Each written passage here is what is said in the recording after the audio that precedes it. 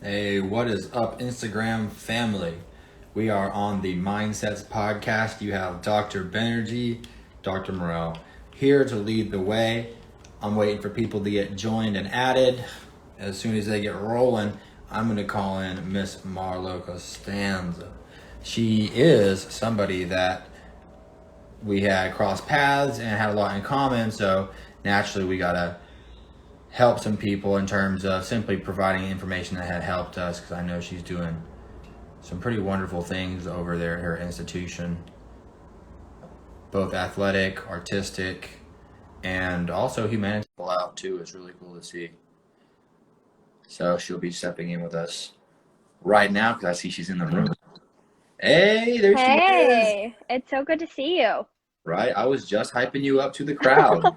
I hope you didn't get their expectations too high, but it's Yeah, a wonderful thing you're doing. yeah, no, I appreciate that, and no, I keep the standards realistic. I'm always a little bit of a goon on these things to kind of break that ice.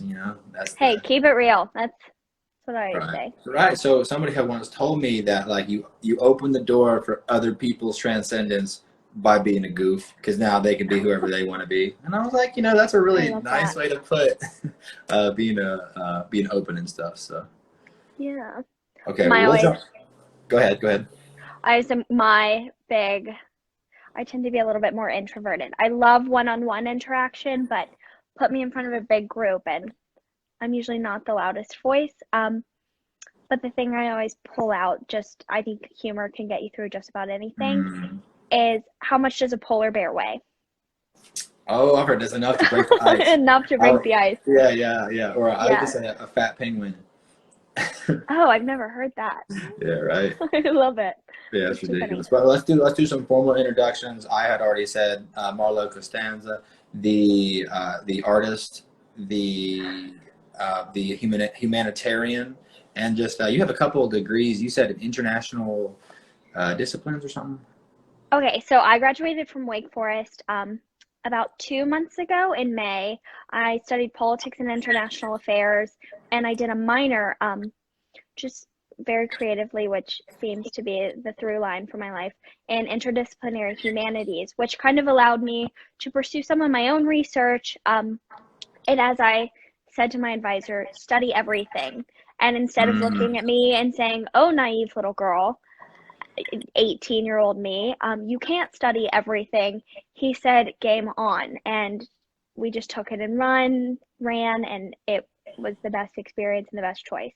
Yeah, so you're like studying like all the things, huh? Yeah, so I had some pretty serious academic pursuits, um, I guess, which led to my politics degree. I care pretty deeply about questions of access. Mm. How can we have a table where everyone feels welcome, and then Mm. when we're not adding more seats to the table, how do we just get a new table in general? Um, but then also, my lifelong passion has always been the arts. I grew up training in classical ballet since the time I was 2 years old, and then I started going to summer intensives. I danced a little bit with the American Ballet Theater for their summer Mhm. intensive, and was very, and my bun head is going to come out, very rigid about my training. So I got Mm. to work pre-professionally all through my senior year of high school, and then trained with a company throughout the duration of my college experience, uh, Mm. minus senior year because COVID kind of Right. shuttered the arts a bit. But I didn't have to sacrifice those two sides of myself. So how can I be an academic and an artist? And Mm. Wake allowed me to do both of those. Yeah, that is absolute balance.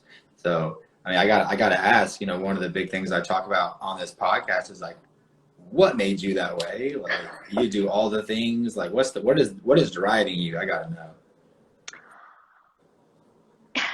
So I spend a lot of time at this center at Wake called the Program for Leadership and Character. And a very important mentor to me often likes to ask me, like, what is my purpose? Mm. And when someone looks at you and says, Mary, what is your purpose? You can't help but just, your brain just like Mm. turns inward. And I see someone from the program here on the call now. So, hi, Dr. Wes Livingston. It's it's just an incredibly special place, and I feel Mm, very at home there. But they've helped me come to the conclusion that right now I'm spending a lot of time just like chasing wonder mm, and mm, trying to be as open about, and like as Rainer Maria Rilke says and urges you in his book Letters to a Young Poet, is how do you live the questions. So I'm trying to mm, be in a phase of my life right now where I'm more comfortable not having answers to those questions, and I'm mm, just enjoying kind of the exploration of it all. So mm. enjoying the feeling of awe that I think especially like the liberal arts and the humanities bring, as it just like broadens the world. So and I'm just very, very happy at Wake. And I'm just enjoying my education, which helps keep me motivated. That's absolutely beautiful, Marlo. And one thing I gotta break down for the people watching is that you're doing it exactly right. And as a young person, it's like very we feel kind of crazy, or like we don't have a path, or we don't have a purpose, or we don't know what our reason is. And I struggle with this too, you know. Ultimately, the evidence shows that people who pick their path before 2930 or so, Mm-hmm. they haven't sampled everything on the menu yet. They don't have the experiences to be making lifelong decisions. So by putting that pressure on you at an early age when you don't know what you're doing yet, it ruins it for you, and you might miss out Mm-hmm. on what your true calling is because you weren't out in your environment, like dancing, learning, being the president fellow, meeting new people, or hyping up all these people. So along that path over the next decade, you're going to keep getting all these really cool experiences, accolades, and thoughts and ideas, and then they'll come together into one thing right around that age, and I think you're going to take off. Yeah, thank you. So the word we throw around a lot at the Program for Leadership and Character is the word vocation. And my mentor often says that your vocation is three parts. It's what you're good at, Mm, something you're passionate about, and something you can see yourself doing, and then also what the world needs. mm, For a really, really long time, since I was 8, actually, I was dead set on, okay, I'm going to do this professional artist career. I'm going to dance professionally. I'm going to take the leap of faith that is not going to college, not pursuing an academic experience. I can always do that later. And I'm just going to dance professionally. mm. And it hit me about my sophomore year when I joke that I found out I was actually relatively decent at the whole school thing. I went to a really large, just underfunded high school, so the academic rigor wasn't there, and I loved that. But I found out in college that I actually could have some of that wonder in my academics, just like I could in the arts. And then, whereas I might be good at it and I might really love it, there's something that I can do for the world. And I mean, I think equitable access to quality education, especially Mm. universal access, will solve so many of the world's problems. Right, right. All right. No, So, I'm right on board with that because like my big thing is like educating first. Like educate, educate, educate. We mhm, call people dumb.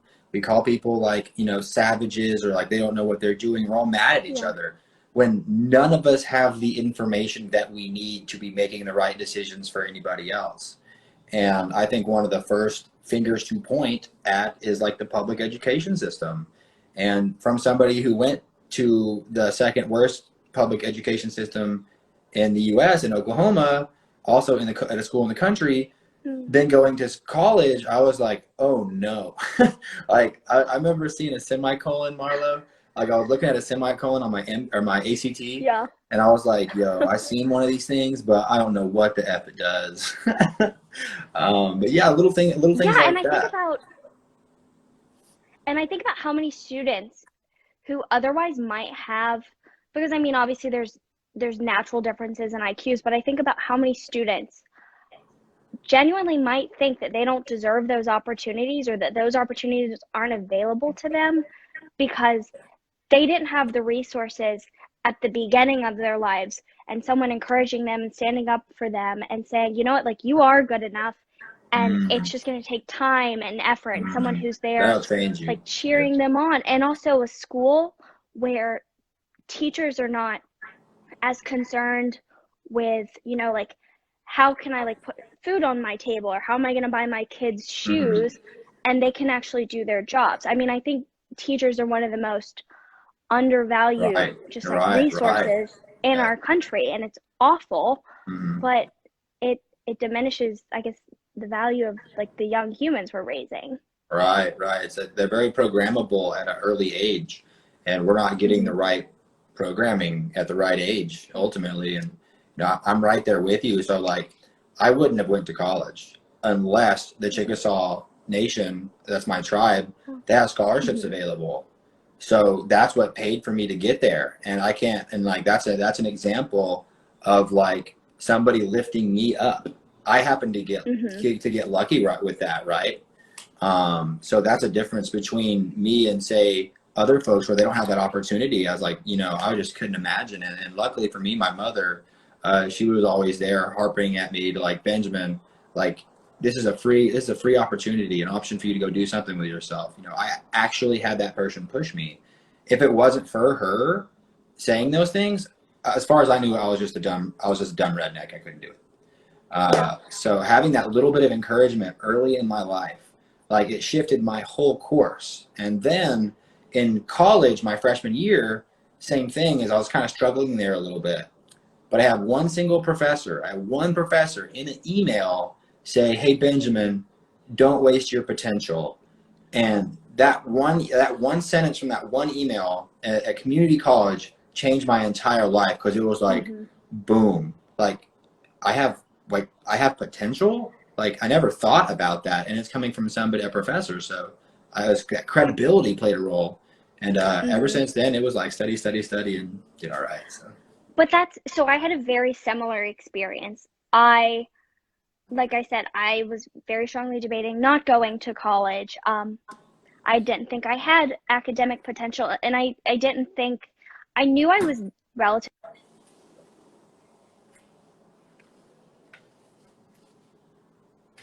sorry, technical difficulty, you're but fine, I knew I was relatively intelligent, but I was bored in high school. No one right? was there pushing me, and no one was there challenging me. So I didn't know my own potential in a classroom. I was excelling in the arts. And let's be honest, like when you're doing well in something, you want to keep doing well. So Mm-hmm. there's that motivation there. And then the dance world, it requires you to be incredibly disciplined. Um, and then I got to university, and I don't think this is something we talk about enough. It's just how difficult that transition is, Cool. um, for men, for young women. What was it like for Um, you? So I came from a relatively toxic dance experience. My artistic director at my studio really struggled with substance abuse and alcoholism. And then on a good day, the dance world is still incredibly toxic. So I was dealing with a little bit of mistrust. I didn't know Mm, who I could put my faith into. I had really struggled with this almost, there's just very injurious metric that dance tells you when you're mm, good enough, when you're not good enough. I didn't have a just quality metric of myself. Um, and then on top of that, I'm a firm believer now that I'm my happiest, my well-being is at its peak, and as I love to joke, like I'm flourishing right. in a very philosophical sense when I have people in my life that I care about, that I know care about me. Just those meaningful relationships Mm-hmm. change everything. And I was so stubborn. I didn't realize that until really late in the game. Mm-hmm. So I tried to do the difficult college transition by myself. I Mm-hmm. had an identity upset because I could no longer just be this dancer.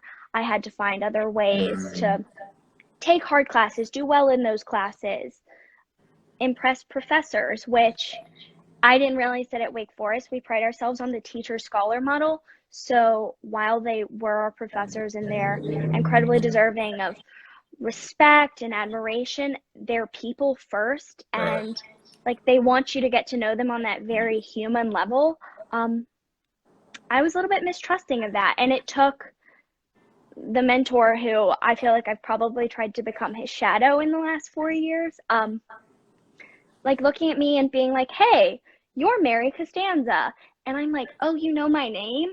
and I thought I could just kind of scurry in through the Right. shadows, Right. take my classes, do well, and then go to dance. Um, it took someone pinpointing me out and showing like, hey, Mm-hmm. I see this potential in you that you might not see, or that Mm-hmm. you're too busy being distracted focusing on something else, but I think this could really make you happy. Um, can I read a poem? Because I have this one poem that touches exactly on what we're talking about, and I have it written down and I carry it with me all the time. Can I read You it are on you the are an podcast? artist, but you are an artist. Bring it on for the good people. I Live love this. poetry. Yeah. Well, it's not my poem. It's by Gwendolyn Brooks, and it's Mm-hmm. a poem written about it's the title of the poem is Paul Robeson, who was an artist turned so activist, and I believe right in the civil rights era. So, and I'm going to stop before the last three lines because they're you just like you want to savor them. They're so beautiful. Um, Paul Robeson by Gwendolyn Brooks. That time we all heard it, cool and clear, cutting across the hot grid of the day. The major voice, the adult voice, foregoing rolling river, foregoing tearful tale of bale and barge, and other symptoms of an old despond, warning, in music words devout and large, that we are each other's harvest, we are each other's business, and we are each other's magnitude and bond.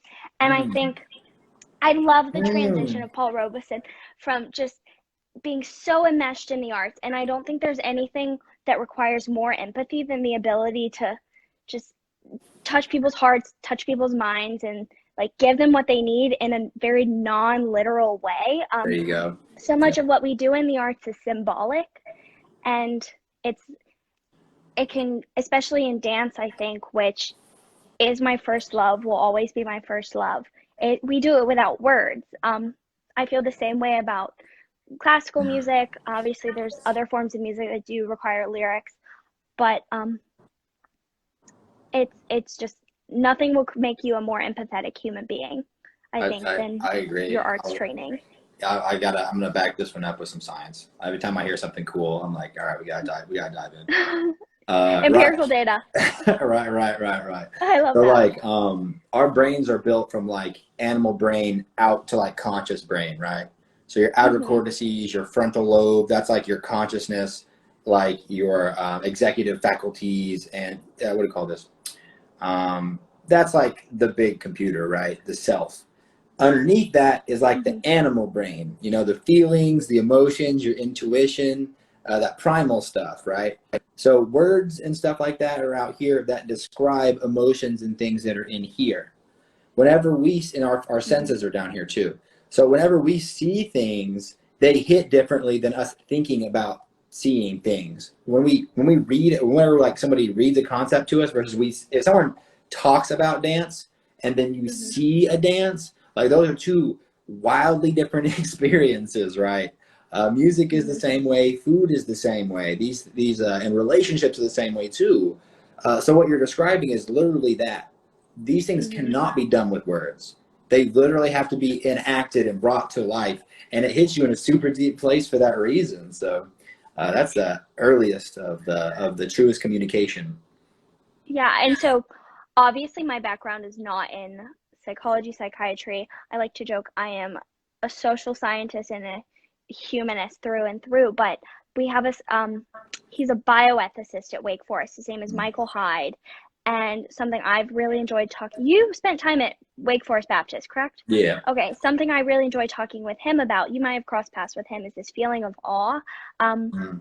which I think I told you a little bit ago, that I find myself chasing on feelings of wonder in everything I do. But he talks about awe and how we feel this just like sense of wow, especially in relation to the arts. But I think it happens in conversations with other For sure. people when I mean, like when I'm experiencing the arts and when I'm performing or training, and then even I find it when I'm observing the arts, you get in that like flow state, which I Mm-hmm. think, I mean, we can have the debate on whether or not, actually, we can't have the debate because you probably know way more about this than I do. The distinction between flow and mindfulness, you think they're just like antithetical to each other, but then really one can support the other. Yeah. But the feeling of awe is almost our brains having to accommodate something that we don't feel is like within our worldview. And you You're can't so do that deep. without words because language is so limited, and language is Mm, shaped by our experiences mm, and what we have in the world and what we've had to accommodate before. So mm. You are dropping absolute knowledge bombs. And you're only like, and you said, how old are you? I'm 22. So Gosh, yeah, your wisdom is crazy. And as far as a psychologist goes, maybe not formally, but definitely an observational and experiential psychologist to know these things. And one of my favorite things about talking to people like you is that you're embodying the knowledge. You're literally living it. You're not just talking about it. You're like walking about it. And one of the frustrations I have with, say, a psychologist and mental health and psychiatrist is like we talk about it, but they don't walk mhm, about it. Like are they fully living a maxed out life on their purpose and bringing out their passions? And you see a lot of them look kind of like sad. So like it's really hard to trust those folks. It's almost like they know too much. And that's where I had found yeah. my life going, whereas I knew all of this stuff, like how to be happy, what to eat, what not to eat, so on and so forth. Mhm, But there I was, like, not happy. And it was because I wasn't living it. My mhm, internal brain, like my unconscious, my soul was like, bruh, you got to get out there. You got to do this thing. You got to have real conversations, real experiences. I want to dance to my fullest, no limitations. I want to sing, like make music, educate, empower, and do all of those things. And talking about it just ain't gonna cut it. mhm. So round of applause. Thank you. Who's And doubling? that's the thing for me is so much of this just learning and then unlearning what I thought would make me happy, but I Mm. came to realize isn't, which I think, so What did you think? backtrack. What did you think was gonna make you happy? Um, I'm coming to the realization, and I'm still trying to figure out the exact like what and how, but I think what will make me the happiest in the long run is, so this mentor that loves to ask me what my purpose is also asked me at the end of my thesis defense what kind of life I wanted to live. Mm. And I'd never really had to consider the breadth of that question. And I mean, that's hopefully I have many, many more decades to go. But I mean, I want a life, and you and I can talk about this, but for my thesis, I wrote on creativity as a moral virtue. Um, Mm. I would and love what to it hear that. came down Turn to, that over. yeah, I will, is just I want a life that I create because of my own mindfulness and through my own intentionality, not because I'm trying to please someone else or because I want to make someone else proud of me, but because at the end of the day, I just want to be proud of me, and I Mm. try not to feel like I try not to let my ego get wrapped up in that, like, oh, I have to be proud of myself, Mm. XYZ, I have to make this much money and I have to have the prestige and I have Mm. to go to the best schools. But something that, and I think the program for leadership and character is an absolute gem at Wake Forest. I will sing its praises until I'm absolutely blue in the face. Yeah. Um, but there, and Wake Forest's motto is Pro Humanitate. And oftentimes we think Pro Humanitate, meaning for humanity, is like, oh, I'm going to go out into the community and like do nice things for poor people because it like will give me the ability to pat myself on the back. Yeah. But Yeah. at the end of the day, what that really means, Pro Humanitate, is also for your own humanity, for what Mm. makes you the most fully human. Mm. And what we emphasize at leadership and character is your own character. Mm. Um, how good of a person are you? And when you recenter what's going to make you happy and what's going to allow you to be proud of yourself. And I mean, I don't think pride is always a vice. Um, and I'm not articulating this, it gives you an incredible amount of control Mm. over what it is that's going to Mm. actually make you happy and what's going to allow you to be the most human. Because at the end of the day, you might be a doctor, I might be a political science, wannabe philosopher, historian, whatever. Like, we're all people. Mm. And you don't want to sell your soul in the process of being Mm. successful. So at the end of the day, like, really what matters is the kind of person you are, and 100. that comes down to your character. Yeah, that was an epic monologue. epic monologues. So yeah, I got. I feel like I'm just spilling my brain on you. No, it's all good stuff. You're answering exactly you're answering the questions I want answered, and then you're answering some I didn't even know that I need answered. I Yeah. was like, let's go. But It's yeah, all connected. I've never heard the pro humanitate, so that's interesting. I'm gonna jump because this is something I'm always preaching about. So I got to summarize that. Is that people knew that like being a humanitarian, like you have to make sure your room is clean, you are happy, you are at peace, you are well before you can start addressing the world, right? And there's a reason for that because whatever we create, we radiate and we share with other people. So even if you're out there being a humanitarian or whatever, and you're like pissed off and you're negative and like gross, like people are going to feel that about you, and it's not going to have the same impact. It's not going to come off as candid or authentic. It's not going to Hmm. come off as real. And people need real right now. So whatever barrier is in between people and not taking care of themselves or living their best life or being happy or pursuing something better, for whatever reason, we all seem to have those barriers. Like, we have to recognize that we have to address that. We got to do something about it. And we have to break through that barrier and start doing these things that you're talking about. If you truly want to help other people, you must help yourself first. Talking about there's so I have another. I feel like I'm just gonna like drop all my books on you today. Live poetry. Live poetry. No, this is a reading. So I I'm gonna be like very honest with you. Like in this, I very much I don't struggle with anxiety. I tend to be more on like the depressive side of the spectrum, and I'm one of those people, and I know the Enneagram is like not scientifically bound, but I love to joke that I am a one through and through. I'm the moral perfectionist. If I make a mistake, it's like I feel like I'm damning my soul, Right. basically. Not same. And so but then I also want to help people. So I struggle with, well, if I don't have it all together, how am I ever going to be good enough to help anyone? But then there's someone who's like really helping me explore because growing up in ballet, dance was very much my religion. Instead of going to church on Sundays, I was in a Nutcracker rehearsal.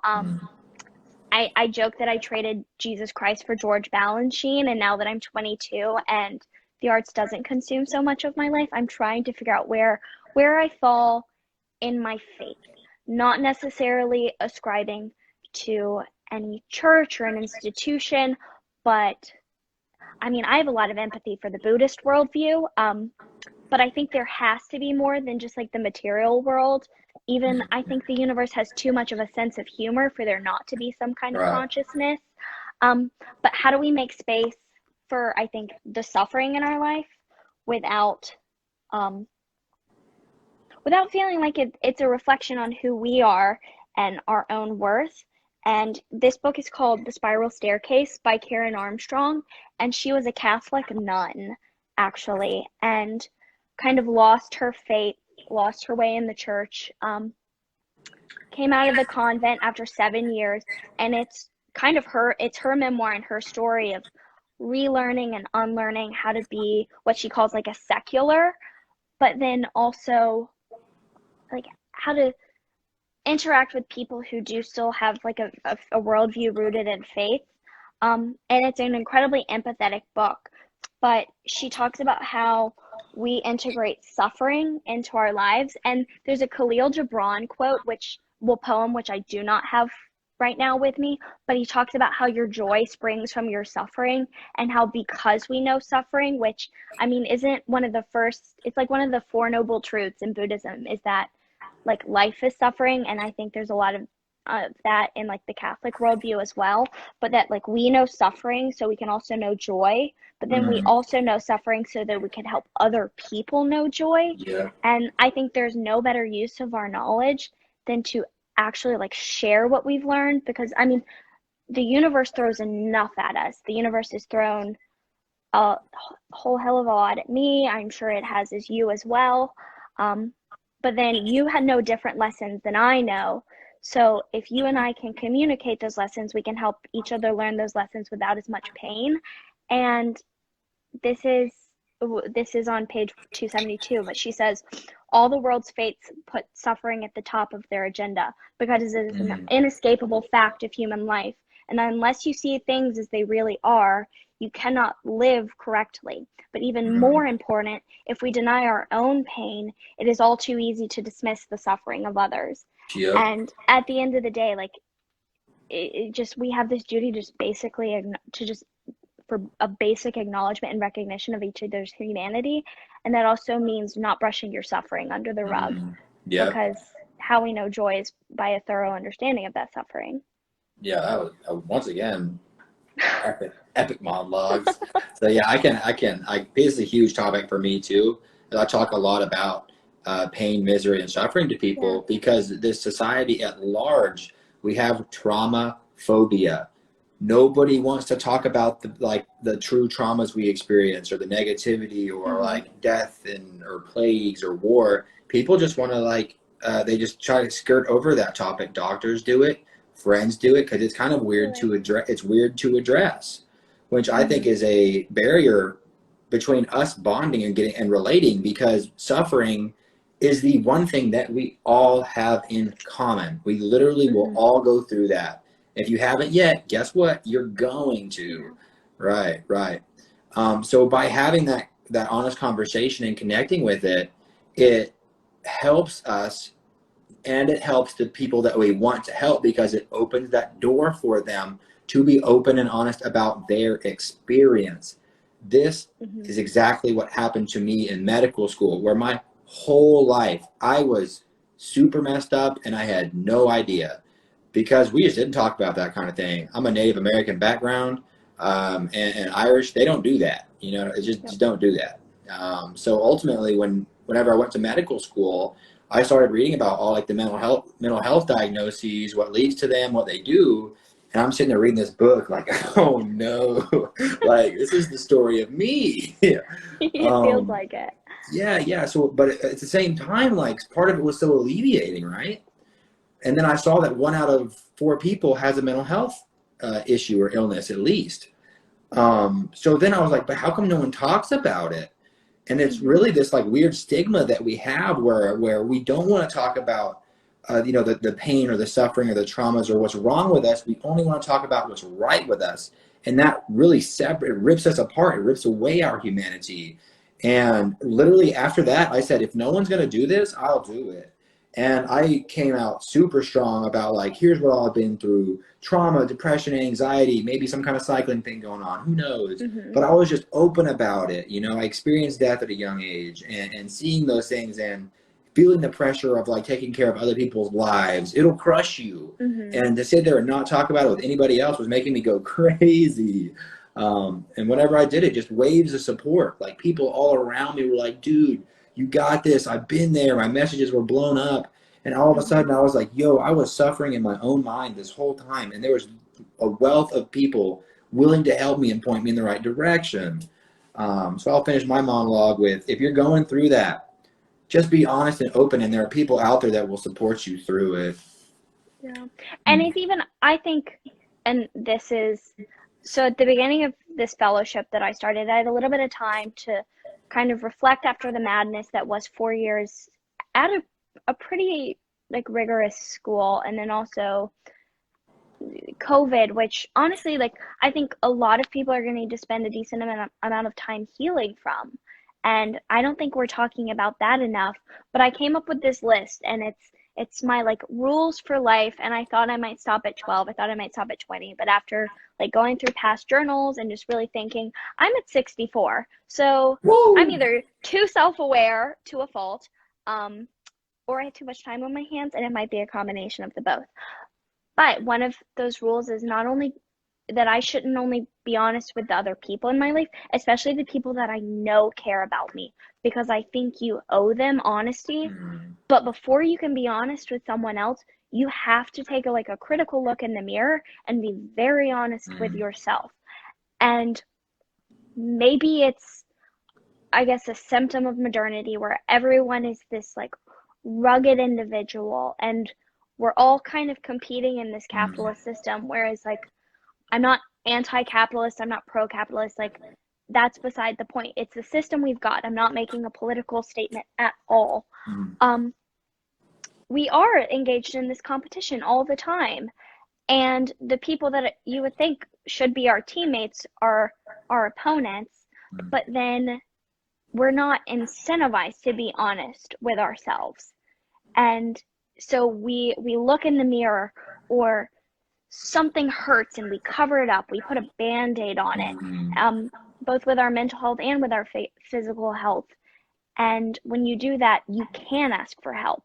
It's the tough thing to do is like pull up your bootstraps and charge on, because you know, like everyone's suffering, like we get that, we understand that, but I'm a discreetly confined unit, you're a discreetly confined unit, and we can't come in contact, because if we do, we're just gonna knock each other away, and my suffering is worse than your suffering. Right. And that is not how it should be. Trash. Like we're a collective. Like I said before, we're functioning, our well-being is at its best, we're the happiest when we're together, even when we're struggling. All for one and one for all. Yeah, but I guess doing things for others is doing things for self. Doing things for self is doing things for others. And that's what I was alluding to with getting your room clean and getting your shit together. Yeah. By By doing that, you are helping other people. And by helping people, you are also getting your shit together at the same time. It's a very intricate relationship.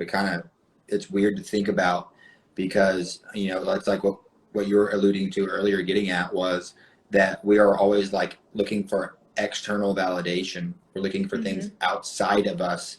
That's why we're so competitive, is we're trying to only demonstrate what we are, you know, what we are, what we want to accomplish, and what we've done. We're not so worried about like, how do I feel about me? What are my standards on how I want to feel? And this is something I experienced at a very deeply personal level, where I was a third year medical student, and I was looking in the mirror. I had a fade, I had a beard, I had tattoos, I was all like muscled up, and like, you know, I had a pretty girlfriend, and I had the status and the friends and like the parties, and like I was like the guy, you know what I'm saying? And I looked in the mirror and I was like, bro, did you do any of these things for you? Like, did you make any of your own life, or are you just really good at being self-conscious and, you know, filling the hole in your heart with accolades and achievements and degrees and cheap experiences? And that was that was a stake to the heart of Dracula. After that, I woke up and it shattered the glass for me. And then I realized, you know what? It's about me, about what I say about me. And as long as I love me, this is the crazy part, y'all. Everybody looking and watching. As soon as you come to love yourself and adhere to your standards and not other people, and you quit trying to impress other people, and you worry about just feeling you, all of a sudden, all of those things become very real for you. More friends, like they love you because like you love yourself, and you trust you, so they want to trust you too, and now they want to kick it. All of a sudden, you're popular, and you didn't even want to be. That wasn't even your goal. That's the thing, is it's like, are we liking ourselves for the right reasons? I mean, I know when I get a lot of, like, I keep my circle fairly small. Anyone that like follows me that is in the chat can tell you, like Mary Costanza can probably count her close friends on one hand. But it's because like trust, that's like what it takes to trust people and like trust them enough to be honest. But then most of my friends will probably also tell you that, like, I joke I'm the fixer friend. Like, I'm always the friend that people come to when they need something, or when they feel like they're crumbling and their world is crumbling. It's, oh, we'll go to Mary, and like Mary can be the rock and like help us fix it and give us solutions. But so much of my own pride and so much of my just ego and like what I affirmed about myself and what I chose to love about myself was that I can be there for my friends and I'm unshakable. But then you can only hold that facade up for so long. Yeah, it's gonna crumble. And when being strong enough for other people is built on the foundation of I'm unshakable and nothing wrong can ever happen to me and I can bear any burden, once you realize that that premise isn't true, then feeling like you're worthy of love, feeling like you're worthy of friendship, just feeling like you are enough, which I'm sorry, like anyone on this call, like you are enough. Like nobody needs to tell you that, but I think it helps all the time to hear it. Like you just need to be reminded because there's so many things in the day that tell us we aren't enough, we aren't good enough, we aren't strong enough, smart enough. But my sense of self-worth was very much built on being the unshakable friend that could help Same. No, same. her peers Same. through everything. I mean, and I think I was reading this, and I don't want to project onto you, into your story about med school, but then my question for you is how did you finally come to terms and how were you finally brave enough to open up and be like, no, I struggle too. And sometimes I need a fixer friend because I mean, we all do. And that's Yeah, scary when your it's self-worth is built on that. yeah, it's super hard. It's what it was probably the most difficult thing I ever did, to be honest, was to admit that I was mortal, to admit that I was a human, that I was a person, that I wasn't like the smart doctor that knew it all, could do it all. It like fractured my everything, and ultimately it came down to sort of it wasn't a life or death situation, but it was more of an existential life or death situation where I had been going through it for so long, and I was just being. I had a patient experience that transformed me, believe it or not, Mm-hmm. where I was just super depressed and just stumbling my way through medical school very mindlessly. And I had this one patient. It was actually a homeless patient, and he was just in the worst circumstances of you could possibly imagine. Like this man, I'll change some of the details so he's unidentifiable, of course, but he was Mm-hmm. making a cross country trip. He was actually fisherman. You know how they go, a charter fisherman, where they leave for months at a time and come back. Oh yeah. Yeah, so he came, but his mom had died, so he had came back, flew from California to Pennsylvania to pay for all of her funeral stuff. His mom was all he had, Mm-hmm. and he spent all of his money there, and he had no access or any resources. So he literally started walking from Pennsylvania to Southern California, and he had stopped in Oklahoma, and he had to stop every once in a while. Obviously, every once in a while, but ultimately he was us because he was carrying around 20 pounds of fluid in his stomach too, from his liver that was melting. But anyways, what I'm getting at is this dude had every single reason in the world to be depressed. And I remember I was asking, because my mind, like, algorithms, I was like, depression Mm-hmm. checklist, like nothing on it. I was like, what? I was like, dude, like, I was like, are you okay? And he was like, yeah, you got to keep your head got to keep your head up in times like these. And like my face, like there I was in my little coat, my short little coat as a med student, just like, oh my God. And then I walked out of the room, and I remember it was the first time that I felt this massive wave move down my body of something I had never experienced. It was insight, it was purpose, it was passion that if I make this decision, if I choose it, it's true. And I was choosing a broken mindset. I was choosing being egotistical. I was choosing to put myself into this prison that was my own mind. And whenever I had decided to break free, it was like, you got to go straight to the belly of the beast. And if you don't, you're going to stay in prison. And I recognized that my ego or my fear of being looked at some certain way was what got me there. And I said, that has to go, Benjamin. It's got to go. So at that point in time, I made it about other people. That really helped me too, was doing it for others, like being in the doctor status. You lead people behind you about, oh, that's what they're doing, kind of thing. So I was like, I know there's a bunch of people struggling with the same thing, literally everybody. So I said, it was literally, it was self-sacrificial. And I did it for me. I did it for everyone else around me. And I guess that motivation came from like, hey, it's a decision. And if you want to make impact, that's a decision. If you want to stay the same, that's a decision. What do you want to do? And that's the thing, that not to critique modernity, but that's just so much of like what we focus on in our society is we are so solution obsessed that it's to acknowledge the problems is like our own mortal sin, or we've taken it to be a mortal sin. So we don't allow ourselves to acknowledge the problems and the pain that we feel. Um, and I think there's a very fine, thin, dangerous line that you're walking between, you know what, like, it's all going to be okay. I got to pull out my bootstraps and just kind of trudge on. Mm-hmm. And then where I think is a more healthy side of the balance is, you know what, I do feel pain. Right. I'm struggling right now. What I'm doing is really difficult, but it's going to be okay. Mm-hmm. And you know what, like, in this moment, I'm going to choose happiness, because my world might be at this major upset, but my mindset is the one thing I can have control over. Mm-hmm. And like I said, that goes back to focusing on your character and focusing on the kind of person you are. And also, just, I hate to keep harping on this, but we are fully human when we acknowledge our suffering. And that is so hard for me to admit, because I had a conversation with a mentor last week. I had a bit of a family emergency, and I'm having to deal with the death of a loved one for the first time. And as I said, I've never had to deal with feelings of grief. And he's like, Mary, we don't deal with grief.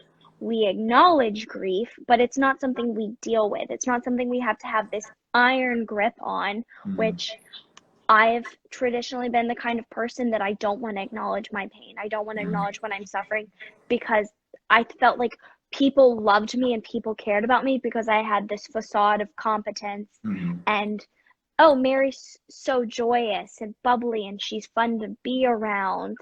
But that I felt like if, thank you, but I felt like if I were to talk and acknowledge my own pain and some of the trauma that I've experienced, then everyone that I had let into my circle of trust and everyone that I loved was going to push me out and say, this isn't the Mary we know and signed up for.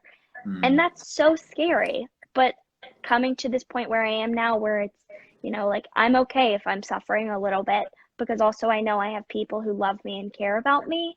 Like, I'm happier. The highs are so much better because I'm not constantly afraid of the fall. Right. Oh yeah, here's something I could dive in. This is probably the last thing, because I know it's been about an hour. Oh, wow. Which flew by the way. Like, this oh my is God, wonderful. this conversation's been fire. Yeah. Like, I'm lit up with all kinds of good stuff.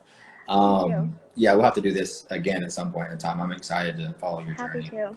Thank you. But the one thing I wanted to say to people was, I'm very egotistical. I mean, that's just a fact about it. Like, I was raised that way. I was meant to, like, it's very deeply rooted in all of us to be that way. Whenever I had first dove into the literature, the research, it demonstrated that if you want to be a truly influential person, and you have to be vulnerable with people. People do not like perfect people. They don't like them. If you never make mistakes, or you act like you never do, and you always come off a certain kind of way, it literally dehumanizes you and you lose trust. People greatly like people that mess up. Whenever they mess up and they admit their failures, they're honest and open, and they commit to a better step. We love those people because they're real, they're authentic. Sure. And whenever I read that, my ego immediately attached to, hey, this is a way to justify you being, good, better. Yeah.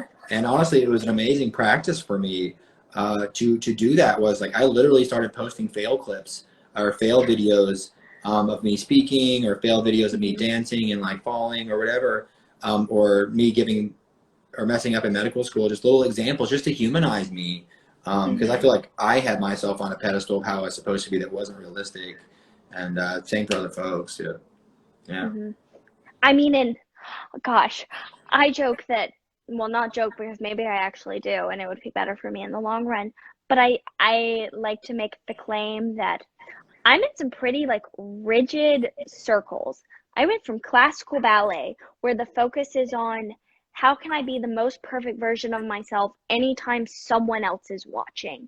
So it acknowledges that you're going to fail, and it acknowledges that, I guess, like law of large numbers, you're going to fail most of the time, But when the pressure of other people's eyes are on you, you better be at your absolute best, Right. and you better be perfect. And I'm sorry, the closest we can ever get to perfection is excellence.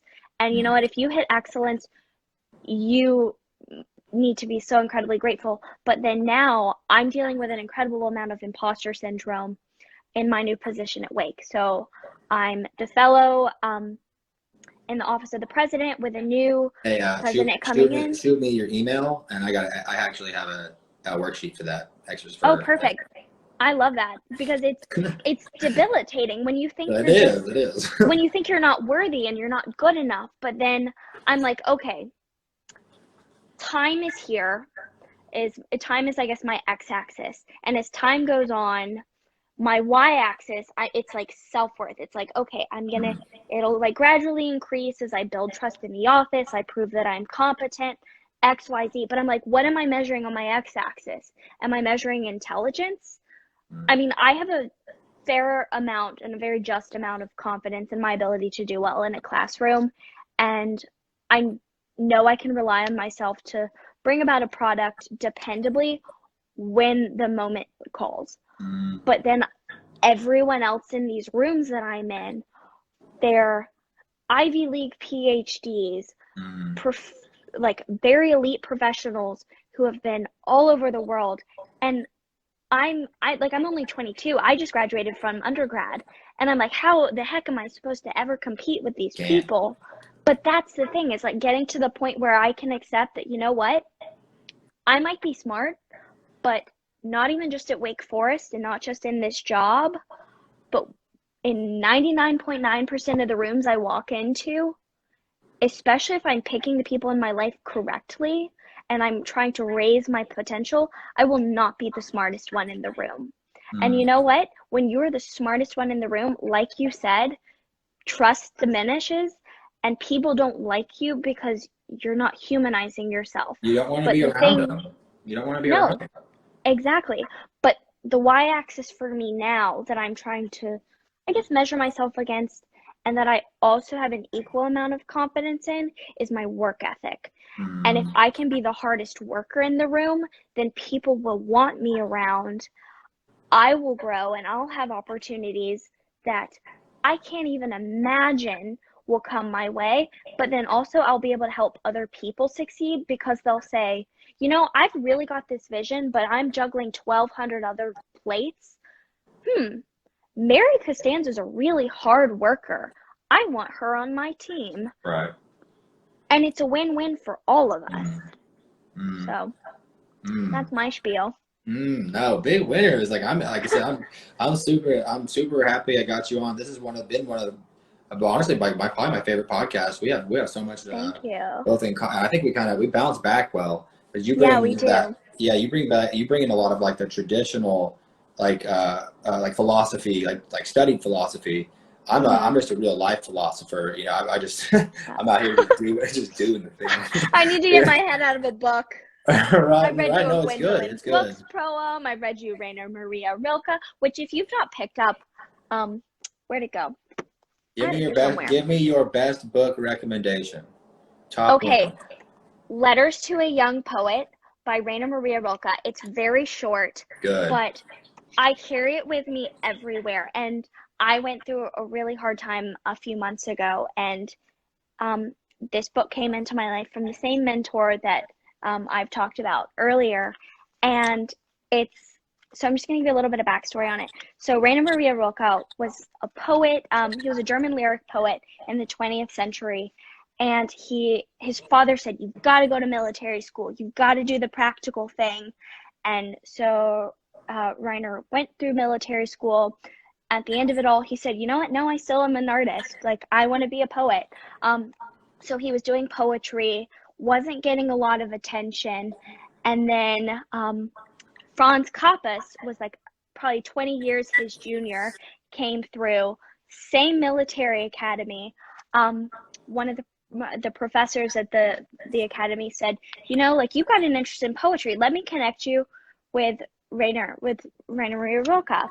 So they started writing letters back and forth to each other. And I love the fact So Franz Kappas published the book after Rilke's death, and it's just the 10 letters from their correspondence across, I believe, a decade.